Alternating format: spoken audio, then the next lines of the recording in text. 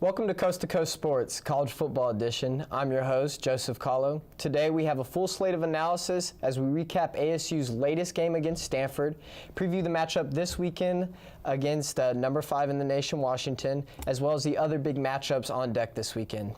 All right, well, let's not waste any time. Last week, ASU football was on a bye week. We were on a bye week ourselves with Coast to Coast with fall break and everything. But let's go back to that Stanford game quickly. Obviously didn't turn out how you'd hope, but it was 34-24 the final score. ASU did keep with Stanford. But one big thing, Bryce Love, the running back over there, had 301 yards. That broke Christian McCaffrey's 2-year-old record at Stanford. So anytime you're giving up numbers like that, that is something to be not something to look at in a positive light. So what do you see? What's a negative you kind of took away from that loss? Well, it's got to be the rush defense. Yeah. I mean, you would think after weeks and weeks of just giving up yards and yards from these opponent running backs, you would think that ASU would make the necessary adjustments, but Bryce Love just tore them up. He had 3 touchdowns on the day, 61 yards, 43 yards, and 59 yards. Yeah. Each touchdown. Yeah, that's a lot of yards to give up. That's what he's done pretty much all season. A lot of long touchdown runs. And one thing I will say, I don't think it was a matter of ASU wasn't trying. I think really you hit a hard slate of running backs between Rashad Penny earlier in the season from San Diego State. You had to face Royce Freeman from Oregon, and now Bryce Love. I mean, that's a lot to ask from your defense. And obviously they weren't up to the task, but I did see him. I was lucky enough to go to the game and broadcast it on Stanford's network, and there was a lot of big plays that the defense made, but at the end of the day, just not enough. Couldn't get Stanford off the field when they needed to. Now the offense, 24 points, not a great performance, but they had a lot of flashy plays, including out of a pretty funky formation. Tell us more about that, Ryan. So it's the Wildcat formation. We call it Sparky formation at ASU. So that was probably the best offensive, I guess, plays we had called. Manny Wilkins wasn't having the best day. N'Keal Harry, great play. He had that one run that went for, I think, 10 yards, and then he had a pass on the Sparky formation that went for a touchdown. Yeah. And that play was just confusing the Stanford defense. I really like how ASU is starting to do that with their offense, putting N'Keal Harry, because he is the best athlete on the team. And I'm always in favor, get your best athlete the ball and see what can happen. It worked well against Stanford, which is, without a question, that's a tough defense. Manny Wilkins going in had 188 consecutive pass attempts, without a pick. He threw 2 against Stanford, and they were really 2 really good plays by Jordan Reed. You'll hear his name once it comes April time for the draft. He'll be going early. So that's just a matter of Stanford, I think, top from bottom, being a good team. But you can't rest too much. You got Washington this week. But there was that bye week in between. What do you kind of see from ASU? They got the bye week, a little bit of a pit stop 5 weeks into the season. Do you think that's going to positively affect ASU or negatively affect them coming into Washington? What do you think? I think it's going to be a positive. I think they needed a week to just work on whatever they needed to work out the kinks. This is good. It's going to be a tough test. I don't know if they're going to be up for it, but it can't hurt. Honestly, like the whole bye week and just like taking a week to just relax and get their game plan together. How do you see them coming out of the bye week? I agree. A bye week's always a positive thing. Football's a hard sport. It's always nice to have a week off and kind of rest your body and then get back into 100%. I'm really excited going into the week. We won the last game, or ASU rather, won the last game in Tempe against Oregon, and that was a good team. They were ranked at the time. I think they still are. And now we have Washington coming in. We can hope to win this game, but Washington is a very strong team, and that defense is good. Well, Washington's really, for a long time, they're a good program, but kind of reaching that next level. Chris Peterson's done that since he's coming over from from Boise State, where he had all the success in the world there. In his time there, he's had 8 draft picks in the first and second rounds. I mean, that's impressive. That's just as impressive as Alabama's doing or LSU's doing as far as that high up in the draft. So he's able to get recruits in, and he's able to get them ready for the NFL. Well, also, don't forget, this coming draft, they have a ton of prospects themselves that are now playing. Like Trey Adams is going to be one of the first offensive tackles taken off of the board. You got Dwayne Pettis, the wide receiver, who Pettis also is really good. Pettis is going to be a really good NFL wide receiver on Sundays next year. So moving to this game tomorrow night, it will be a 7:45 kick. It'll be that late, Pac-12 after dark kick. East Coast will probably already be in bed. I do think that gives ASU an advantage coming into this. Even though Washington, thus far this season, they played almost all night games and an average margin of victory in the Pac-12 at night, 31 points. They've smoked Colorado, they've smoked Cal, and they've smoked Oregon State. Now, obviously, those aren't top-tier Pac-12 teams, but nonetheless, they're taking care of business. They haven't had a close call yet this season. So what are kind of some positives, or strengths, rather, that you see from Washington? I mean, they are ranked number 5. Why are they ranked number 5? Well, you got to look at the quarterback. Jake Browning is legit. He is a legit quarterback. I think he's not just a good college quarterback. I think in the future he will be one of those names you'll be hearing on Sundays in the NFL.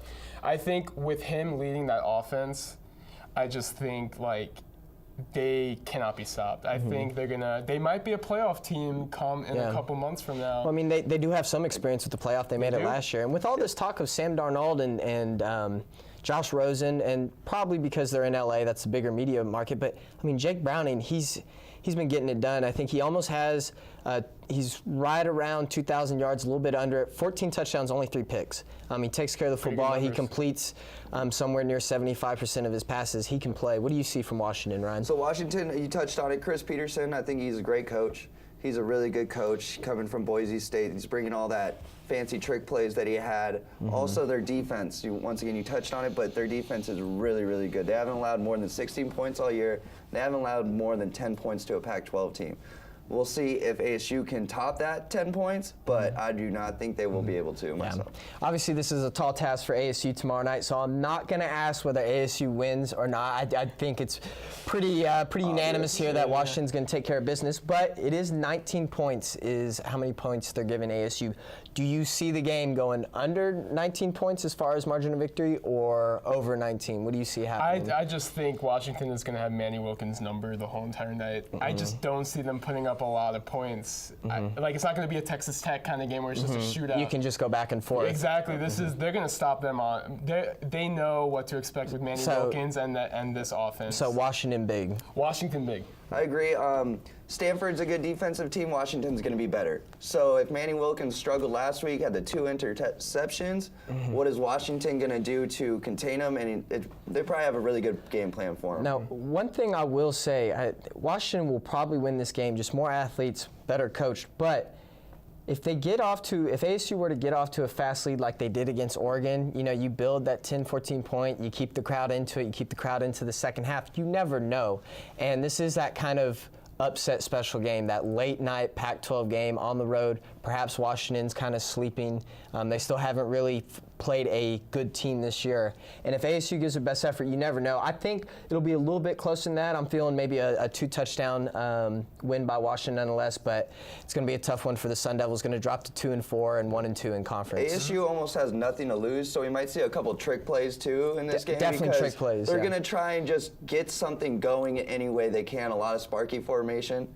Also, I think we got to bring up that wide receiver John Humphreys is going to be playing on defense tomorrow night. So let's see how That's kind of scary when you consider Washington has a guy like Pettis, who's more than likely a top-round draft pick, and he might be covered by a guy that hasn't played defensive back in college. We'll see a lot of mix and matching going around on the defensive side of the ball, but hey, it's college football. You never know, and it's the Pac-12, especially Pac-12. You never know with these kind of games. But now let's move into the national spotlight. This is the first weekend of the year we don't have a ranked versus ranked matchup, but that means you could have a lot of upsets happening. So one upset I'm going to talk about right off the bat. It'll be kickoff at 2:30 local time in Baton Rouge, in the swamp, or not the swamp, Death Valley, I should say, but nonetheless, it's a swamp there. Auburn at LSU. Game time temperature going to be 91 degrees with the expected humidity of 90%. It's going to be a hot and sticky one down there in Baton Rouge. I think LSU really can pull off this upset. Auburn's 8-point favorite for good reason. They only have one loss, and that's at Clemson. I think Clemson's the best team in the nation. They've showed that last year and this year. But I think Ed Orgeron, he'll have those guys ready to go. LSU had a big victory going on the road and beating Florida. last weekend. I think they're going to come back to the home crowd. It'll be sold out. It'll be 103,000 screaming LSU fans tomorrow afternoon. I think LSU pulls off that upset at home, and that'll kind of move the SEC more towards a collision course between Bama and Georgia. What do you guys how do you see that game shaking out, Jacob? I think Jarrett Stidham is one of the finer quarterbacks in college football right now. I just think he's going to have a field day with this LSU team. This LSU team is not the same LSU team under Les Miles. This isn't. I hate to say it, but I just don't see them being able to contain this high-powered Auburn offense, especially with a quarterback like Jarrett Stidham that is so versatile. And Yeah, that's a guy they've gotten. He was a transfer from Baylor, and he's come in, and all of a sudden that offense has gone through the roof. What do you see happening, Ryan? I'm going to agree with Jacob. I think Auburn's going to take it. They're just a better team. Like you said, they've only lost to Clemson, so they might be a really good team for all we know. Clemson, I think, is best team in the nation. Ed Ogeron, the coach of LSU, great motivator, but I don't think that good on X's and O's. So he had a big win after the Troy loss, but I think they're going to go more back to where they were playing. So both of you guys are going War Eagle, going with the Tigers of the Plains as opposed to the Tigers of the Swamp. Yeah. Okay, I think no matter what, that'll be a close game though. I have a hard time seeing LSU lay down at home, so no matter what, it'll be close in the fourth quarter. Coach O's not going to go down either. Yeah, I don't think so either. Now, moving to another rivalry, we got the Red River rivalry between Texas and OU, and no matter what, it kind of seems like even if one program's really up and the other one's down, this always tends to be a good game. Go with you on this one, Ryan. What do you see shaking out tomorrow? Red River rivalry. Well, let me get that one. Yeah.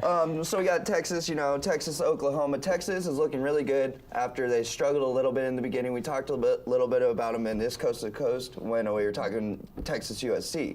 I think Tom Herman's still a really great coach. I think he's going to get him going. Oklahoma's coming off that big loss to Iowa State. I usually don't like picking a team that comes off a big loss to lose again, but I just think Texas is going to be all the way ready. They're playing in the Cotton Bowl. You're going to feel that Texas State Fair around, and you're going to smell all that good stuff. You might smell some desperation from Oklahoma. I think so. This is a weird situation where I actually think OU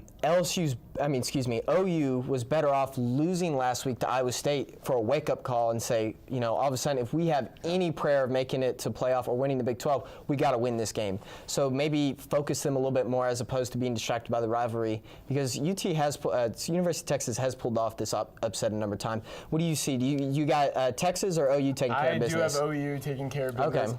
Don't get me wrong, Tom Herman is going to have his squad ready to go. But if you think Baker Mayfield is not going to come out with a vengeance this week after losing to Iowa State, I just think Baker Mayfield, you're going to see him have one of his better, this is my bold prediction, you're going to see him have one of his better collegiate games. And that's saying something, because Baker Mayfield has been a fantastic collegiate quarterback. Yeah. He'll have the spotlight. That'll be He'll be seeing a flag thrown in the middle of... Maybe. We'll see about that. 50% of the stadium will love it, and 50%. That's one of the things that makes that game so cool, is when you look at it on the stadium, one side of the field, it's all crimson, the other side of the field, it's all burnt orange, and there's really not another game out there that brings that type of atmosphere. Really cool. And no matter what, that'll be a good one. That'll be a 12:30 kick West Coast time. Be sure to tune in to that one. One more upset I got on my mind. Number 6 TCU, who all of a sudden, with big wins against Oklahoma State and West Virginia, they're kind of carrying the Big 12 flag, so to speak. I think they lose on the road to Kansas State.